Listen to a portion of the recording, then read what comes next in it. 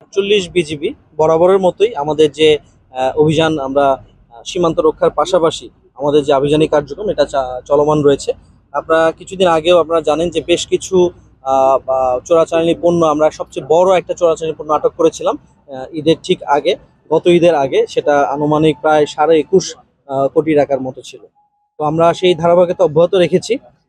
সেটারই ধারাবাহিকতায় গত 24 ঘন্টায় আমরা আনুমানিক টোটাল ভারতীয় অন্যান্য বিভিন্ন আইটেম আমরা জব্দ করেছি, আটক করেছি।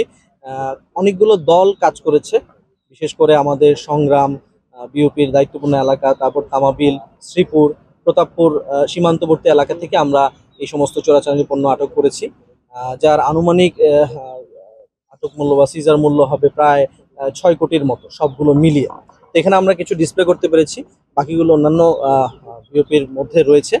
তো আমরা চেষ্টা করে যাচ্ছি যে যতটুকু সম্ভব আমাদের এই যে অবৈধভাবে যে ভারতীয় থেকে বিভিন্ন পণ্য আমদানি হচ্ছে বা চোরাচালানি হচ্ছে সেই জিনিসগুলোকে আমরা আটকানোর জন্য আমরা সর্বোচ্চ চেষ্টা করে যাচ্ছি। গাড়ি দেখলাম এখানে জব্দ করা হয়েছে, আর কি কি জব্দ করা হয়েছে? এখানে গাড়িগুলো বেসিক্যালি এই গাড়িগুলোতে করেই এই পণ্যগুলো নিয়ে যাওয়া হচ্ছিল।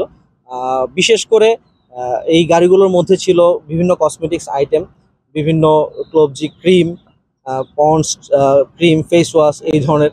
এছাড়াও শুটকি, ভারতীয় শুটকি, ভারত থেকে বিভিন্ন পান, বিভিন্ন রকমের শাড়ি কাপড়, এখানে লেহেঙ্গা আছে। এছাড়াও আরো অন্যান্য চিনি আছে, বিভিন্ন রকমের চোরাচালানি কয়টা পণ্য। গাড়ি আটক করা হয়েছে এবং আহ, কাউকে কি আটক করা হয়েছে কি? আমরা এ পর্যন্ত 4টা গাড়ি ধরতে পেরেছি। আর আটকের ব্যাপারে যেটা বলবো, আপনারা জানেন যে বরাবরই যেটা হয়, আমরা যেরকম ভাবে আমাদের চেষ্টা অব্যাহত রাখছি, তৎপর আছি আমরা চোরাচালান পণ্য আটক করার জন্য, তেমনি ভাবে যারা চোরাচালানি করে তাদেরও একটা নেটওয়ার্ক থাকে। তো দেখা যায় যে অনেক সময় আমরা পণ্য আটক করতে পারলেও আমরা আহ, তাদেরকে যে মূল হোতা তাদেরকে আটক করতে পারি না। অনেক সময় তারা এই আর্লি ওয়ার্নিং গুলো পেয়ে, বিজিবির উপস্থিতি টের পেয়ে বেসিক্যালি ওরা চলে যায়।